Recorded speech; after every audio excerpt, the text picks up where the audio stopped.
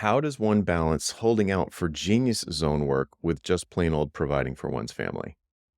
Ooh, that's a good Similar one. question, actually. Yeah. Well, very similar. And I think that one way to look at it is prospectively. So you have your mix of work today. And so I'm going to make the assumption, which might be dangerous, that they're meeting their nut, right? And so just look at the very next client opportunity. If it's not in your genius zone, say no. Right. I mean, it really is that simple. I know it's scary. I don't want to minimize the fear that courses through your veins at the thought of doing that, but that really is what it is. Because when you have an existing client base, you know who your ideal people are and your ideal projects. You know, even if you don't write it down and you don't say it on your website, you know. Look at your client list and you know who you want to hear from and who you hope just stays away. Mhm. And so, and sometimes that's about their type of personality. Often it's about the kind of work you're doing with them. So let's say that you're doing a lot of execution and your real genius is in strategy. Just say no to the next execution client. Or instead of saying no, flip it around in that discovery call and talk about strategy so that it's not you can potentially, it doesn't always work, obviously, but you can potentially turn something that's execution based into something that's more strategic.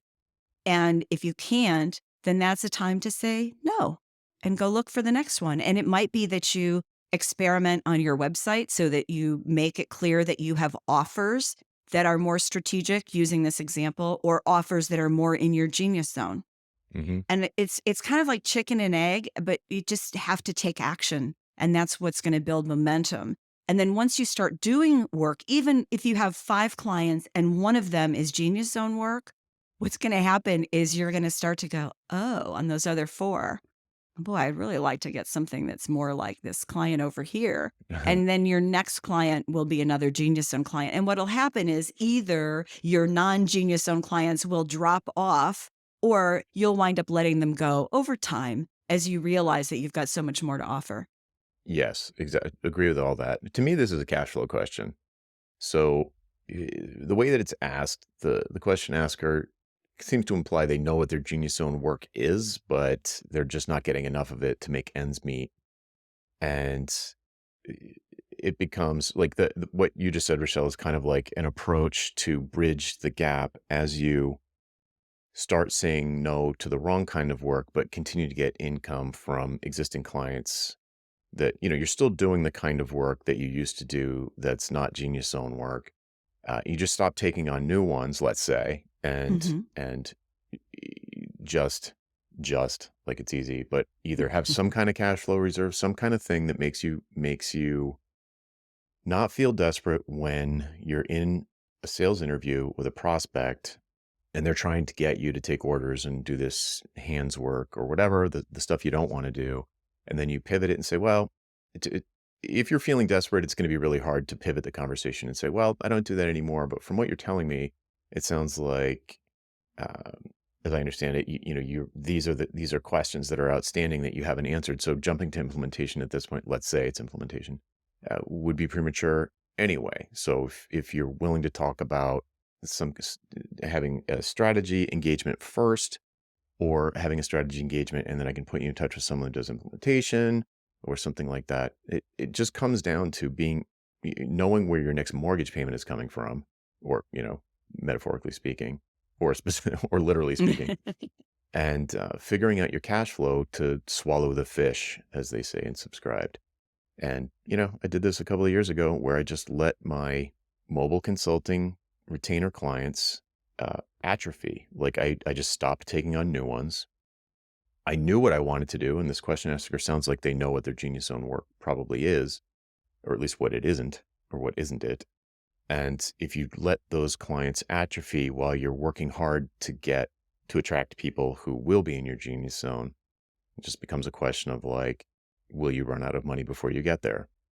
Yeah, I think there's this desire when you're in that position to just let all the non-genius stuff go. Like once you suddenly discover it and you have this moment, you're like, "Oh my God, I see it Yeah, so clearly." cold turkey. And yeah, and you want to do it like right in that moment. And sometimes you can. right? Yep. But sometimes it's not really possible. And so, more likely, what happens is people gradually, whether you're letting them atrophy or you serve them, but you keep finding ways to reduce scope and, and do less and less of it until they just go away. Nobody likes confrontation when it comes to that. Yeah. And yeah, and I think the other thing is that there is sort of a, it's like there's a season for this, because when it comes to the point where a client, and it's not really their fault, but they make you crazy, right? Because you're upset at having to do that work. Yeah. And it happens a lot as we evolve. We look at this stuff we used to do, and ugh. And you want to let that go before it invades your headspace and sours the relationship. Yeah. You start to resent them. Yeah, and you don't want to do that. No. We love clients, or we want to love clients, and if we don't love them, then it's time to let them go. Yeah. Last thing I'll say on this is that if you look at your current client list, they are not going to be your clients forever.